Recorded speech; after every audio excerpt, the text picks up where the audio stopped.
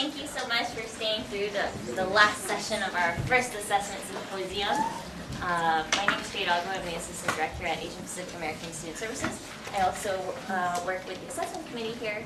And hi everybody, my name is Silmi Pendikar. I'm the Director for Asian Pacific American Student Services. I have the pleasure of working with Jade, who is the shining beacon of our department and the qualities of assessment. So excited for today. we're going to jump right in. Yeah, okay. My turn. So real quick, we just wanted to kind of get a gauge of the room. Who in here on a regular basis is assessing your unit or your department's programs? You can put your hand up high so we can see each other. Okay, so maybe a third to almost a half the room. Who in here is assessing your entire department or your unit's mission as a whole? Okay, Lone Ranger over there. There's a maybe in the front too, a maybe there. Okay, so we just kind of wanted to get a sense of who's in the room, what you're already doing with your teams in your units, and talk a little bit today about literally starting from scratch, building a departmental learning assessment plan. So not just assessing how the department's functioning, of course, those are sort of issues around productivity, et cetera, but also how are we as student affairs units engaged in advocacy, empowerment, education, how are we actually meeting the demands of changing populations, and how are we providing evidence around that, right? Our culture of evidence, our fifth pillar. Our fifth pillar, right. So we can jump on in. Let me go to the next slide. Thank you. So really quickly, I'm going to keep my section of this talk fairly short, but the why, right? I think there's a lot of different reasons, obviously, many of us engage in assessment, but for us there's two driving factors, and it's probably similar for many of you. First of all is the idea around storytelling and advocacy. We can best advocate for the needs of any given populations when we have the data to back up what's actually happening in that population. We can, of course, surround that with anecdotal data, with all sorts of other stuff, but to actually have something that says, here's what students are experiencing, feeling, thinking, growing, learning, how we're shaping their lives potentially as critical thinkers. We at least hope we're shaping their lives as critical thinkers. All of that stuff, it makes for fantastic storytelling when we have to make pitches for funders, or to the division, or for awards, or just for the fact that it keeps us driving forward in a really mission-driven, purpose-driven kind of approach. That's what we have in our department. And the second piece, obviously, is this huge piece about improvement. So it's wonderful to be able to tell stories, and it's wonderful to say, we are doing a good job, Jade. That's a good feeling, right? Hopefully we're all having those days where we can say we're doing a good job. But on the flip side, how do we actually critically assess what parts of our program, and in fact potentially our entire department, needs to move in certain ways, whether that's about tweaking specific angles around a program, whether it's implementing new tools in a program, or whether that's in fact about evolving a program or a department's mission to meet changing needs. So we're going to go through a little bit of that today. And the how. A huge thing we all talk about is, where do we have the time to do assessment? It feels like sometimes it could be an add-on. What we went through, in fact, this past year, it actually hasn't felt like an add-on because we obviously did the craziness of building it into every single thing that we do. But when we talk about the actual hows of doing it, finding resources to be able to do this so you're not feeling overly stretched. So I'm a really big fan of using free labor in the form of fieldwork students from the processing program. Yes, untapped resource that might be better than free labor. And that's the way that we started our journey. So we actually started this entire process spring of 2010, and now we're here, of course, in summer 2011. We're able to share this with you. But in spring of 2010, I brought on a master's student who was getting close to graduating named Michael Vargas. Some of you might know him in the PASA program. And he had a desire and an excitement for assessment. I said, fantastic, it's wonderful, right? So let's bring him on in. And then we sat down and we said, okay, Michael, you and me together, we're going to take a look at a variety of factors. And in this case, well, I'll go to the next slide in a second. I'll talk about that in a second, what we ended up looking at. But through that process of dialogue and him being able to pull from CAS standards, institutional, meaning USC standards, the division standards, and of course our own departmental mission, we were able to construct a year-long assessment plan for every single one of our programs, as well as to test our department mission. So using available resources and also thinking creatively about it. The hard work happens at the beginning when you're building your assessment plan, and then when you implement it throughout the year, when everything's written and you've got this is our assessment packet. This is including every single question we want to ask, every single thing that's going to be thrown into Qualtrics ultimately, right? When it happens that way, then over the course of the year, say, okay, we're about to launch this program, we've got the assessment packet ready for it. It's not a matter of, well, let's scramble and then figure out how we're assessing this. So that's been a big help for us. So what, the assessment cycle? All of you have looked at this. It was in fact in the lovely brochure as well. And this was a big part of kind of how we came in. We had things like a mission statement for the department, and then we realized we didn't have mission statements for every one of our programs. If you don't have a mission or a driving force, how are you actually building learning outcomes that you're eventually going to test with the questions that test the learning outcomes? So we started here at a mix of like strategic initiatives and creating learning outcomes. So we went, I think, pretty fairly around this plan, this 5-step plan. And this is what we did. So first, of course, looked at CAS standards. We looked at CAS standards, which is Council of Academic Standards. We looked at the 6 general standards that CAS has for educational institutions. And then we looked at the 4 specific standards for our work, in which case is multicultural programs. And that could be specific to each one of your individual units. Looking at that, we took a look at our mission statement, took a look at our entire department as well as our programmatic SLOs, started rewriting those so that we're making sure that we're fitting CAS standards, that CAS standards are actually driving some of the work. But there's also kind of a dialogue there too, which was actually very interesting, between us saying, what do the standards say and what's happening on the ground, what are the directions we see particular populations going in, right? And then we also broke down the USC strategic initiatives and the division's 5 strategic initiatives, tied all those to our mission SLOs and our program SLOs. What can we call them SLOs? SLOs? SLOs? Student learning outcomes. Yeah, student learning outcomes. So I was just saying SLOs, I don't, versus FAST. That, Right. SLOs are student learning outcomes, right? And this is all linked again to this broader thought process of being able to say critically, here's our mission statement. What are the learning outcomes that are in fact going to be able to tie together with the mission statement? Let's write out our program mission so we can write programs, learning outcomes, critical program learning outcomes, and then create all the evaluation templates for the entire year that test those learning outcomes. Now this isn't to say that we weren't assessing. I've heard all of you, so many of you in the room, over a third of you raised your hand when you said you're assessing your programs. This just gave us a way to in fact look at the entire year comprehensively. And I'm also happy to share what we created with any of you who want it. You can shoot us an email. We'll really shoot Jade an email. It's also fun. She'll send it to you.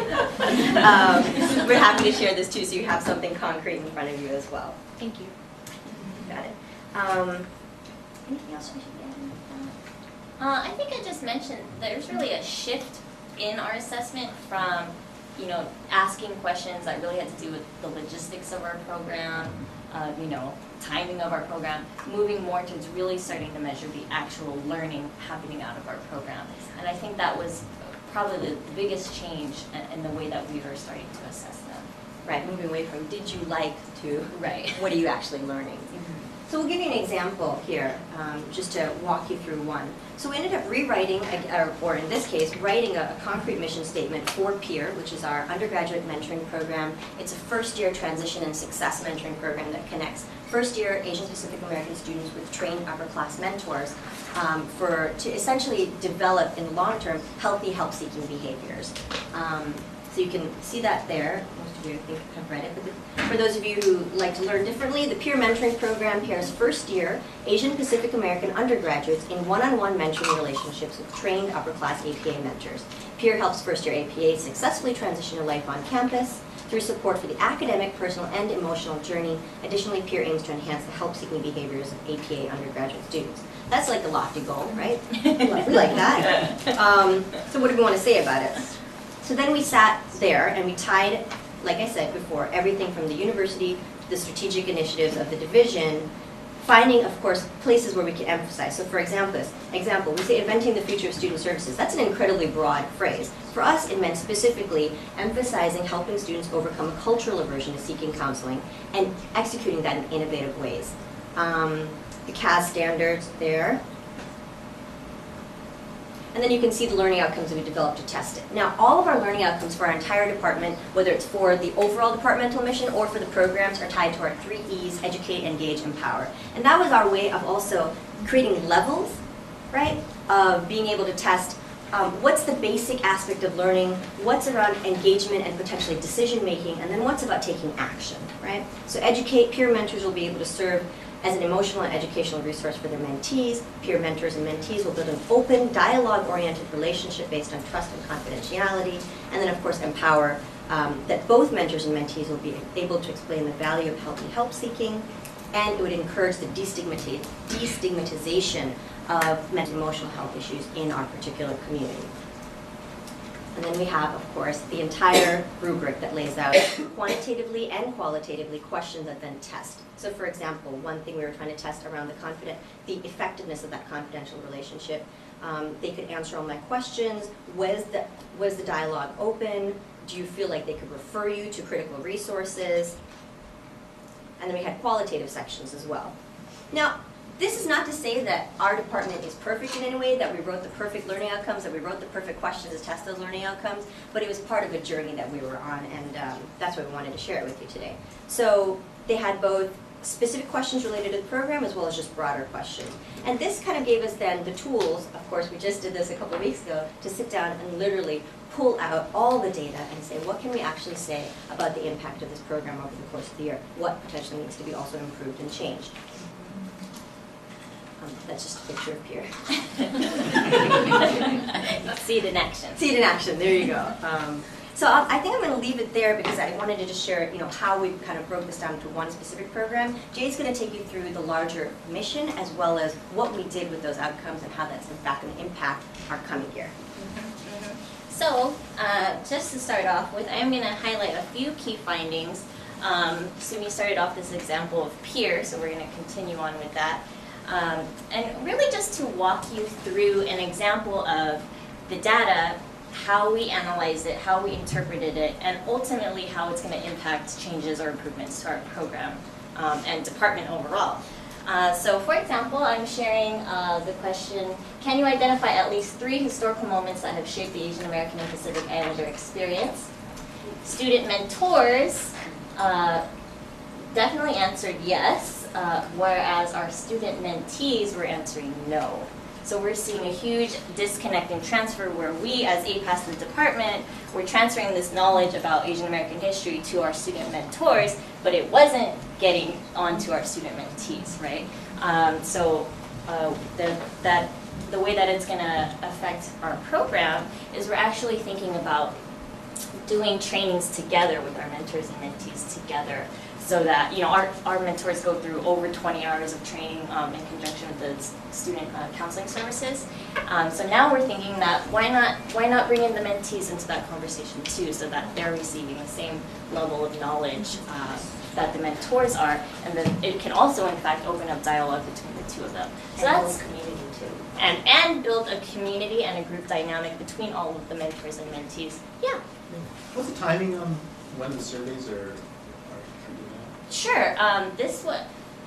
Most of them are all at the end of the year. I would say late April. We try to get that out.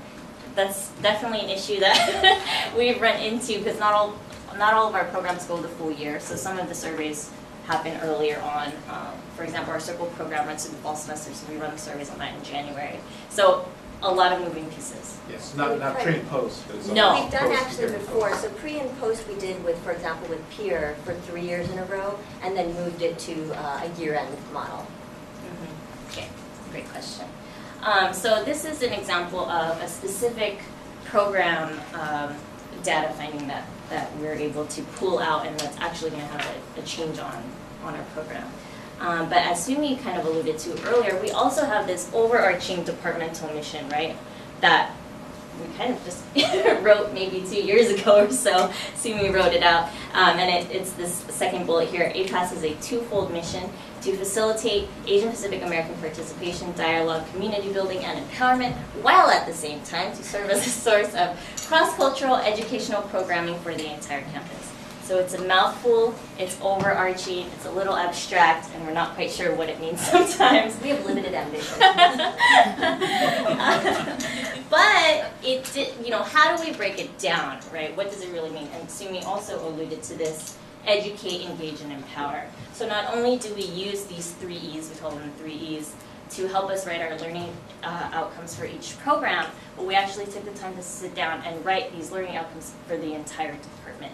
So that, and that's hard, right, to be assessing not only our programs individually, but the department as a whole. Because, for example, you might go through one of our programs and really all you're getting is to the educate, right? Whereas some of our programs will take you all the way through and we'll finally get to the empowerment. So we definitely see that our programs themselves relate differently to our overall department mission. So how do we measure these? That was a big piece of feedback while we were building this. It sounds good, and when I read it, it makes sense, but how are we actually going to be able to tell if our students are feeling empowered, right? So for this, we decided to just go ahead and ask the question and see what we got. So for example, and I should mention, this set of questions for our departmental learning outcomes, we decided to add it on to every program evaluation. So the same set of, I think it's maybe 4 or 5 questions, we added onto each program question so that every program participant was also answering the questions that related to our overall departmental goal.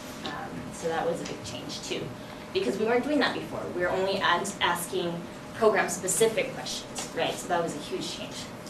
So we threw this question out there, not knowing what we were going to get. How does your increased knowledge about this social issue affect your learning, decision-making, and/or action? Right? And this was interesting because the data, it was an open-ended question.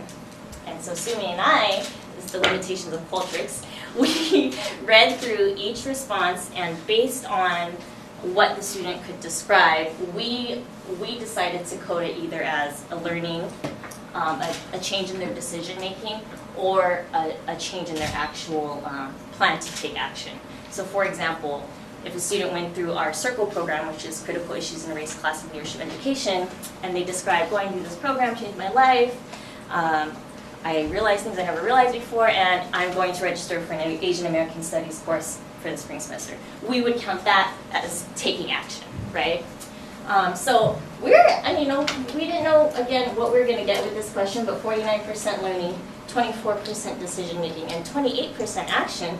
I think we were pleasantly surprised to somehow be able to quantify that information. And obviously, we would love to see higher numbers for decision making and ultimately in action, because we really do want to feel like, or make sure that we are having our students feel empowered by programs that they go through in our department. So, any questions about our departmental outcomes before we move on? Pause there. Yeah. Are you and Sumi the only ones that are assessing the qualitative piece of the surveys, or are your coordinators or the individuals who are actually facilitating, just so that for consistency? Yeah, that's a great question, and it does come back down to me and Sumi. As of right now, although I think that's absolutely the direction we want to go, because we look at so many of our positions as leadership development opportunities, so we want them to be able to take a program from essentially inception through evaluation. So I think building that in as part of their own leadership development is going to be really critical. Mm-hmm. The hard part is sometimes we do this at the end of the year and they're already gone, right? They're like pieced out 3 weeks before the end of the school year. But maybe finding times to do this earlier, or maybe even doing focus groups earlier on, so we have something that sort of triangulates with the data that we're showing at the end of the year. So. Mm-hmm. But you bring up a great point. I think, Sumi and I literally split the responses, sat down across from each other and read through them. And we're going back and forth on, do you think that this statement represents action? Do you think that this statement is more decision-making or learning? So we were definitely kind of building that judgment together, which was, I think, important in all the responses. Okay. Another way that we like to think about assessing our overall department is through our dashboard. This is not our actual dashboard, that's just an example. But how many people, impressive, look. Our year-to-date sales. How many people have ever used a dashboard? some way, shape, or form. Okay, so I'm from Marshall, I see that. So it is typically used in a business setting. As you can see, this one up here has sales, year-to-date sales, etc. But basically, it's a great, we've adapted a version to use in our department, and Sumi is passing it out right now, but it really is not only meant to be able to tell a story at the end of the year, right, where we already have all this data, but it's a really great tool if you have it set up so that you can use it throughout the year, right? So this will work better once everyone has a copy of it, so let me just help hand this out. I'm moving. I'm going to go on the other side. All right, thanks. Sure. So on our dashboard, I've chosen to highlight 4 different program areas. Let's keep this for myself. And you'll see when you get it on the left, I've just got a simple pie chart of our total program budget, just to know what are we spending our money on. I've also, you'll see when you get it, I've also lined up so that on the top, the student welcome is the program that we spend the most money on, all the way down to the bottom, and the Daisy Project program is one that we spend the least money on. I've also, we also record the ethnicity of our participants. It's really important for us to keep track of because the Asian Pacific American population on campus is so diverse. We really want to make sure that we're reaching out, so you can see that on the upper right-hand corner. And then after the program highlights and areas of improvement, change, or new directions, these 2 sections were definitely something that came out of our entire assessment process, and we wouldn't have been able to have these two bottom corners without having gone through the assessment project. But just give you a minute to kind of look at the different things here. 79% of our program participants could easily identify at least 3 historical moments that have shaped the Asian American and Pacific Islander experience, top themes that come up in our different programs, etc.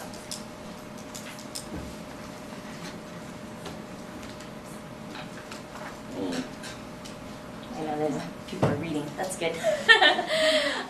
What I also love about the dashboard is that, like I said, it can be used as a living document or a tool throughout the year, right? So if we had done a snapshot of this, let's say in October, we would see that most of our budget by that point had been spent on student welcome. At that early in the year, we might have lower percentages of participation from different ethnic groups if we hadn't started any ethnic-specific programming by that point, etc. And also, we can adapt this template to use for our program, our specific programs. So for example, I'll give you an example with the percentage of ethnicities. Pacific Islander, pretty high, 10% of our participants are Pacific Islander, largely due in part to our specific program called PULE, which is Promoting Unity and Liberation and Education. If we didn't have that program, Pacific Islander would probably be 1%, because unfortunately they don't participate as much as we would like them to in our core programming. That's also true for our South Asian population, which is really interesting. Don't always identify with the term Asian Pacific American. So again, low numbers of South Asians in our programs, but overall in the department, because of our targeted programming, we can see that they have a pretty significant amount of participation there. Can you briefly describe what the acronyms and programs are? Oh, sure. Sorry. Sure. So student welcome is kind of our orientation for our department. It's for APA incoming students, transfers, and freshman students. We kick that off the day before school starts. Connections is our career mentoring program. It's a one-to-one, and we connect current students with alumni in a field of their interest. ASB Hawaii, that's our alternative spring break programs. We actually run 2.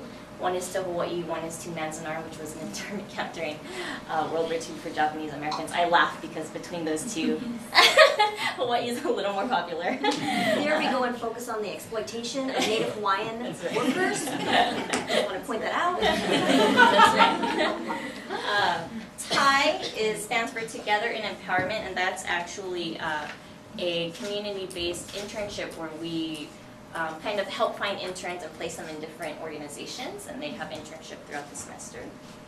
Project Remix, that is a program that we actually run in collaboration with the other cultural centers, also for Chicano and the Center for Black Student and Cultural Affairs. And it is targeted towards mixed-race students. Circle is, I mentioned it earlier, critical issues in race, class, and leadership education that runs through the fall. It's one of our core programs. And by core programs, I mean that really these are our programs that are targeted specifically for Asian Pacific American students. Because our department is half and half, not all of our programs are exclusive. For example, anyone can come with us to Hawaii or to go learn about Japanese American internment. But there are some programs that we definitely need to maintain the APA specificity. For example, with the peer mentoring program, it's a huge piece of that. So going on the peer, we already talked about that, the peer mentoring program. Pule is the Pacific Islander specific program. ASB Manzanar I covered, and DAISY stands Defining for and exploring South Asian issues. Right. And DAISY and Pule, while targeted, are also open to anybody who wants to attend those panels, workshops, discussions, etc. Sure. Is this open to graduate students, or are you just targeting undergrads? It's wide open, wide open. But that's a great, Except for student welcome, sorry, that's just for freshmen and transfers. yeah.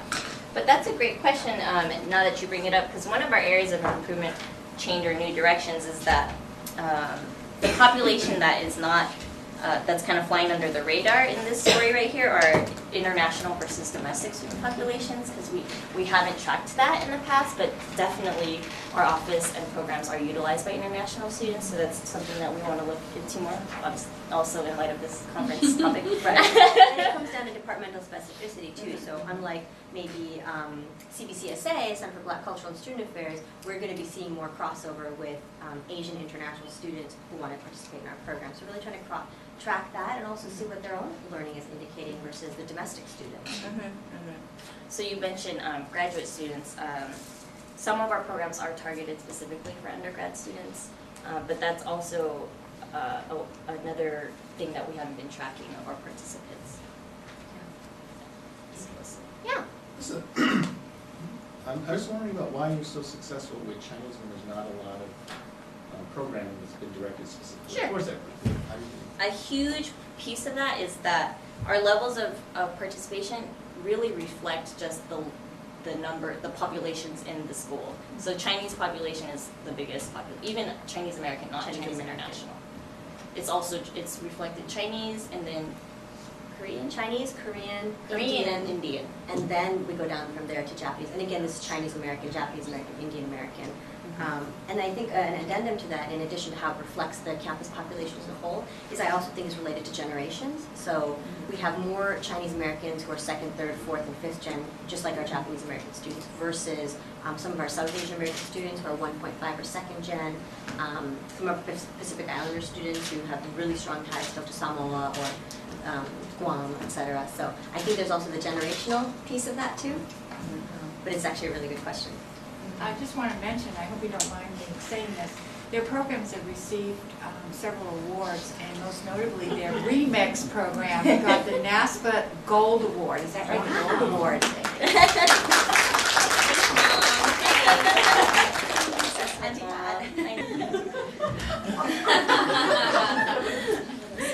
So this is our dashboard. I think this is our first year that we've been able to put it out. I think it'll be really valuable moving forward.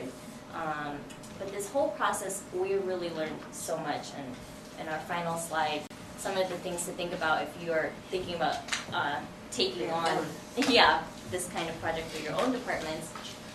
Now we have the luxury of being able to look back and see if our questions are really measuring our learning outcomes. We kind of just, our learning outcomes are so abstract and broad, and we kind of just threw these questions out there. So now we can really go back and see if it's really matching up. Also, improving the data collection process. Timing is a huge issue of that. There were a couple of them that I had sent out after, finals, and the response rate was really low on that, so definitely wouldn't recommend that. And also, how useful is the information that we are collecting? Not only in being able to assess our students' learning, but in helping us move forward and stay relevant as a cultural center and advocacy center on campus. So those are some things we're thinking about now. How are we assessing our assessment plan? Really, how are we going to make improvements for the upcoming It's the year? after hours Yeah. session. Great. So, any Questions, questions at thoughts? this point? Yeah. Just about, I imagine at the beginning there's this huge amount of time that has to go into creating all of this, but then it kind of comes down to this is our kind of maintenance amount of time. Do you find that that amount of maintenance amount of time justifies the feedback that you're getting, the information that you're getting? Is it that helpful, or do you think that you still need to improve on that? That's a great question. I think we've put in the most time on this in this first year, and I think from here on, the maintenance time on it will be less. And I definitely think it'll be worth it. You know, it's one of those things where, in a way, we are affirming things we already know anecdotally, but being able to see it in this way really helps us build confidence in the directions we're moving our programs in, I think, and we're not just, you know, searching in the dark, you know, the blind leading the blind. I feel like it really helps us be confident about keeping our programs and department relevant. And also kind of helps us kind of check ourselves against, you know, national partners as well. Are we on the right track? Are we moving in, you know, critically empowering ways? And then the third piece is just a funny side outcome is that every single one of our student staff members knows intimately Qualtrics because they're doing all of the data entry. Right. So that's a side benefit is that, you know, we've got 20 students now trained on Qualtrics. And it's an incredibly useful tool, and I know Anne talked about it, and yes, you're right there, I know you talked about it earlier today, so that's a nice side benefit. So the surveys that the students fill out, they're not doing it directly to Qualtrics, they're doing papers and It then. depends. Oh. So like if it's actual, That was unplanned. We work together. if it's like, for example, if we do panel discussions and it's a one-time thing, so we did a really exciting panel about the impact of militarization on the Pacific Islands, right? We're gonna deliver the paper We're email gonna pass right it out there, right there. because we also know that the attrition rate in terms of who's gonna fill it out is just gonna drop sharply. If I'm standing in front of you and saying, hi, I'm standing there literally waiting for your eval, I'm gonna get a better turnaround. With things like the core programs where they're with us for 7 weeks or They're for the invested. entire year, then we are delivering that at the end, and we're doing that through Qualtrics. So luckily, Qualtrics is getting all the info, and then we decide how to analyze it. So yeah, so Yeah, it is. Sure. Any other questions? We can freestyle. Yeah, sure. Sorry. That's okay. Do you think that you would have different results during those like one-time events if you waited a week to give out the survey? That's a great question. I think we'd get less surveys back. That's for sure. Do you think, like, I guess I'm wondering, because when I hope I don't offend anybody, but when I leave a presentation, I think, yes, this is so exciting, I'm going to do this, and all those action items that you want to see, I'm very excited about it. But then a week later, when I'm in the office and reality hits me, you know, I have Keep sleeping in. Yeah, so that's what I wonder, how their attitudes will change. And you know, I think that's actually a really, really interesting question. I don't know if there's an effective way to necessarily test that unless we make them take the survey on the spot and then give it to them again a week later, which is, whoo, we're getting some sticky results that way, right? Hate you, don't ever send this to me again. The evaporation effect. Exactly. But I will say that I think that a lot of it's interesting because a lot of the programs that we do on-the-spot assessment for, like our API Queer Story or the Pacific Island Target projects, DAISY projects, kind of one-off like that, we're really also seeing higher levels of people saying they're showing learning outcomes versus the decision-making or action outcomes. And that also has to do, I think, with the one time or if you come to 2 or 3 of those versus the students who get it over Qualtrics and have a few days or a week or more to fill it out, whether it's the alternative spring breaks or Circle. So I think also giving it on the spot, another benefit of it, even if it does inflate our results, is actually reaffirming the learning. Because how many of the students are going to leave and reflect about what they what they're doing unless we're forcing them to write forces it them out on for the us. spot reflection. Right. Encourages the on the spot. Yeah, encourage. You can't leave. No food. We do all kinds of things to get responses. Peer pressure. Yeah, peer Around pressure, assessment. guilt. So, That's a good question. Yeah, it's actually really And I was thinking about ways that maybe anything from this presentation can be applied to your own departments. I know not everyone here is from student affairs, but I'd love to just hear some ideas about anything from this process that you could be able to apply at home or back at your home department. At home. Not too far. Yeah. Just a quick question about, when you do send out inquiries via email, Mhm. what would you consider a successful response rate? I like 90%. Just kidding. Over 50. I think we keep going until we're over 50. Or 50 is good? Yeah. And we keep sending it out. Oh, really? And sometimes, especially if it's a smaller group, like let's say the group I've taken up to Manzanar, I've spent a number of days with you. I don't mind leveraging just a tiny little bit of guilt to say, I'm still waiting on 3 evaluations from you guys, blah, blah, blah, blah, blah, right? That's a little different than, one of our big scale with 200 people programs, right? So yeah, we will send it out multiple times to achieve a minimum of 50%. And I think for the most part, we get anywhere from 60% returns, 60 to 70% returns, some programs 90+% returns. And then, depending on, of course, timing, again, if we're just a little too late, then sometimes 40%. Yeah. Right? There's the window of opportunity is brief, and if we miss it, we suffer. We see an impact. Yeah. Earlier in the Qualtrics session, we talked about anonymous surveying. For your programs, are you doing anonymous? When they're doing it online, when you're sending it out, it's all anonymous? Yeah. Sometimes we do ask, like for example, for bribing them with a gift certificate that we're raffling off or something like that, we might ask for their email address, but we never use it to link it back to the results. It's just purely to do the raffle.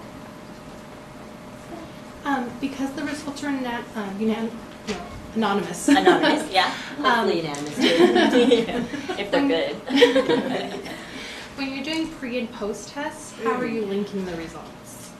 In this departmental plan, we haven't done it. Oh, I'm sorry. When we revised, when we did this kind of revamp last year, so none of these are pre and post anymore. When we did pre and post in the past, particularly I used to do that for peer because I wanted to see where their learning was in the beginning and where their learning was in the end. And literally, old school, sitting down in front of pieces of paper and taking a look and analyzing how growth has actually happened question by question by question. And usually doing that with like the entire peer team. But that isn't in this new plan. And maybe you could Creative on the spot thinking. Yeah. Question? Oh, yeah. Well, I just wanted to comment about the anonymous versus, you can also talk about confidential. So if you are doing a pre-post, you can tell them this isn't anonymous, but we're not going to share this with anyone. Or it won't be utilized in any other way. So that's a way to get around it, is to sort of think through, okay, what do I need this for? And that's one way. I found, I work in Marshall, we're successful with that. Thank you. And just to clarify too, even though we may not have assessed, for example, individual pre and post, then we could say 70% of the students before going into the program knew or did this, and now 85% know or do this. So we could do it about the entire program's impact versus the individual growth. Great That's tips, what we were thank doing you. before. Yeah, no, thank you. Sorry, I meant to clarify. Yeah. When asking the students to self-report that they learned something, I mean, they self-report whether they learned about Asian history, or you ask them what they learned, or is it just, Yes. okay. Yes, absolutely. Sure. In fact, one of the one of our departmental learning outcomes is that every student who comes through our program will be able to name at least 3 historical moments in APA history. And so for that, it's an open-ended question. And I didn't bring the results here today, but we actually have the students list out 1, 2, 3, and they describe each event. So we are able to measure, 79% of our students can list 3 things. And then in fact, we can pull from that and say, of those 3 things, Right. that's on our other side, It's in of your those dashboard. 3 things, what were the vast yeah, you're right. majority? Oh yeah, it's on the dashboard, I'm sorry. So, for example, 79% of our program participants could identify at least 3 historical moments. we had, variety of questions, right? The engaged learning outcome is about being able to articulate the multifaceted nature of Asian American and Pacific Islander identity. So the top 5 themes described by program participants as aspects. So having to not just say, yeah, I do know it, but also actually naming it is some of that. And then we can see, well, if everybody just lists dim sum, then we're really in trouble, right? We are in some serious.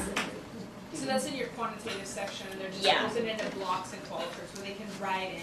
Exactly. So that piece of the quantitative, even listing, let's say, the historical moments, I actually counted up and tallied, and I could tell you the #1 historical thing that students can tell you about is Japanese American internment during World War II. And then the Chinese Exclusion Act of 1882. Right. Those are the top 2 responses for that question. So good, we're getting that across. Multiple formats. Yay, we've been excluded. Good job. Yeah. Right, tell your mind.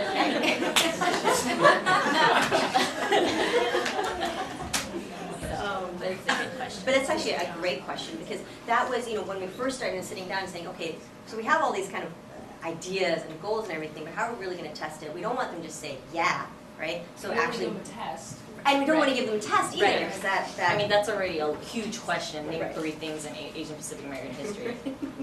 ever.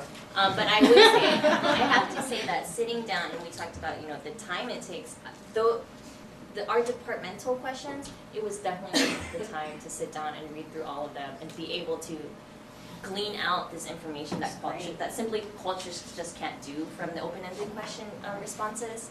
It was definitely worth it to be able to see. It's actually incredibly energizing for us, like really empowering for us as practitioners to be able to say, oh, wait a second, we are educated, we are committed to the university's plan around scholarship, around excellence, that we are equal partners in that mission. So that was a really good feeling, Even if there's places where we can grow and change and evolve, that's okay to at least have the baseline to be able to say that.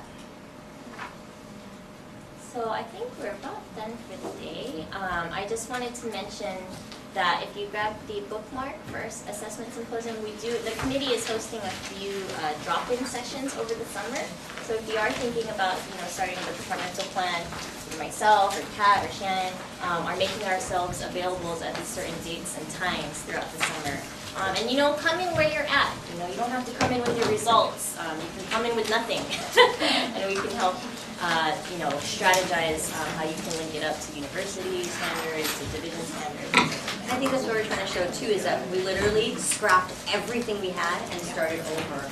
And it's been a great process for us as colleagues.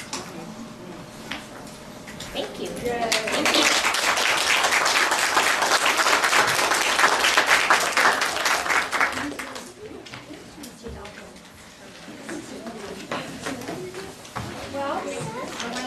Both very much, and I want to thank all of you for sticking it out until close to 5 o'clock. I hope this was helpful and that you got information and ways of not only finding out how we can understand a little bit better our international student population, but also how to do assessment, right? So it was built into each one of the presentations. We will be sending out pretty soon, right? The assessment questions on fault rates. So you get a chance to look at it, and we will post the outcomes of the assessment on our website, as well as the presentations, so that you'll have that information for you too. All right? So, thank you again. It was a pleasure seeing you all. It's like a homecoming. Everybody was here.